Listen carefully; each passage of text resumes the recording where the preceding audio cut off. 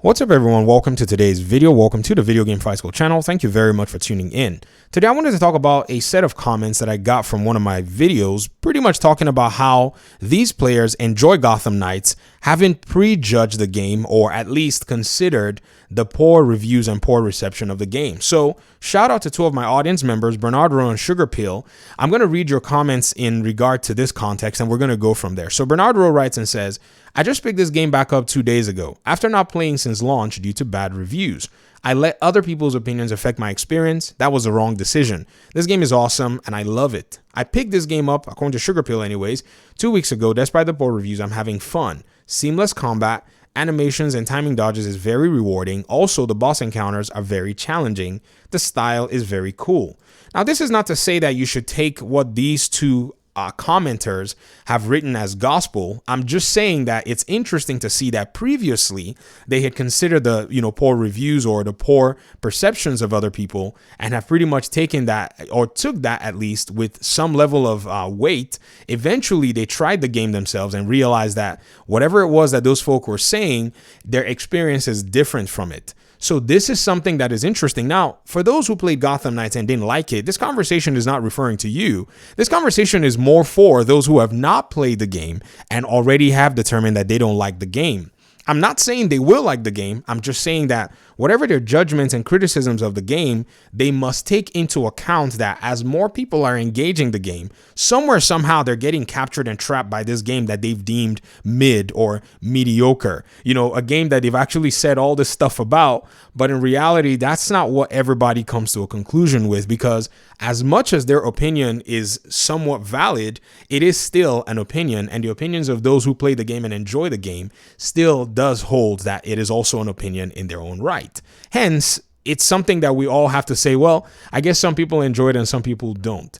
A few reasons that this is happening is the game eventually became $30. It went on sale, and this was able to open the doors for a lot of people to try the game. In fact, I thought, according to my own analyses, that if console players were to pay about $40 for the game, they would love the game a lot more, because the $70-$80 price tag was very steep at launch. And even for PC gamers who got the game a little cheaper, that is on the holiday sales, they got to enjoy the game a lot more.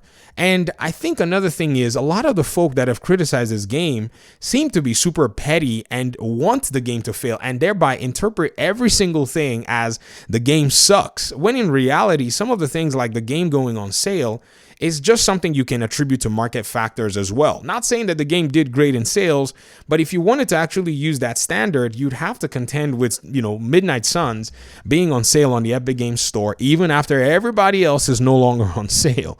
So if you look on the Epic Games Store right now, Midnight Suns is on sale for $35, and the sale is going to end on the 9th of February. The sale has actually been going on for a few weeks now. I don't know if there's like an Epic Games Store sale that's going on at the moment, or maybe there are a few other games on sale and somehow they wanted to go ahead and just toss this one in there.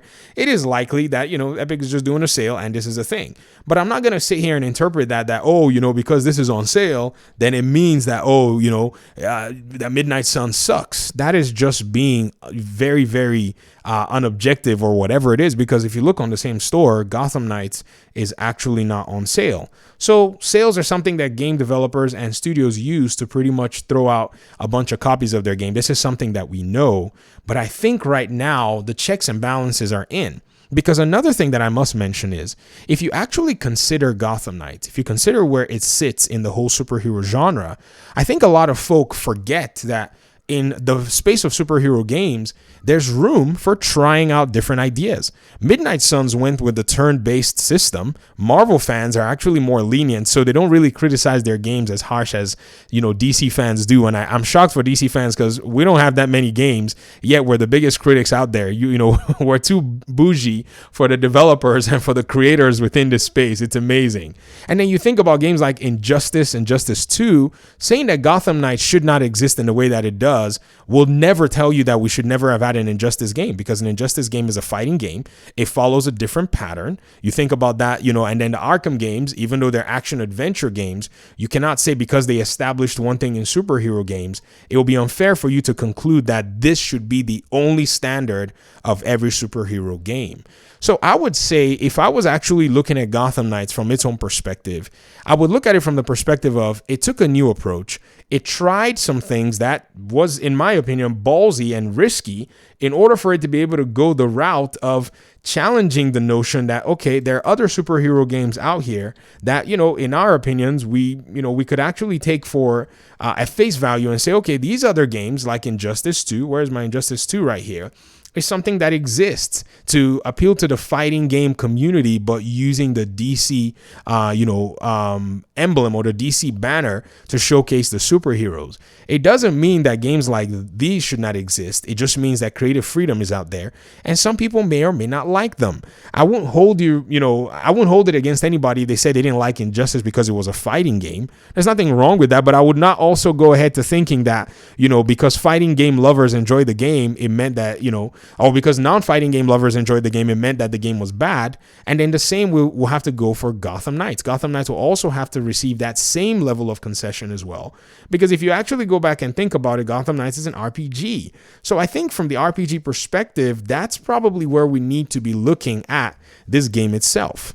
One final thing that I also want to go ahead and mention here is somebody said they wish that Gotham Knights would have, been very clear from day one that it was an RPG.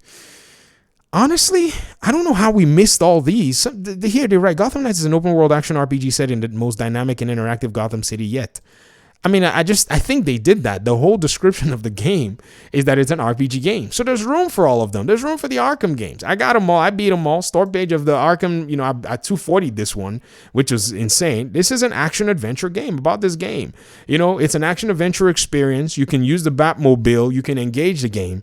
And all these games have their place within the gaming world. It doesn't mean that because one does not follow the other, that means that game is bad. And also, it's very apparent, in my opinion, that a lot of these so-called opinions across the board seem to have misled a lot of players who find themselves, after playing the game, after giving the game a chance, liking the game. So for those of you who've said you're not going to play the game because reviewers said the game was bad, what are you afraid of? What do you have to lose? It's a video game. It's not. In fact, it will give you more material to mock the game and laugh at the game, isn't it? Or wouldn't it?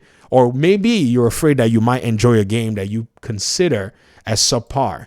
Maybe you're too superior to play a video game that you probably have judged so harshly, and now it's hard to take it back. There's nothing wrong in saying that maybe there's room for you being wrong and the game might appeal to you if you would give it a shot. But you can do whatever you want. It doesn't bother me. I'm enjoying my own Gotham Knights, and I'm sure these folk are.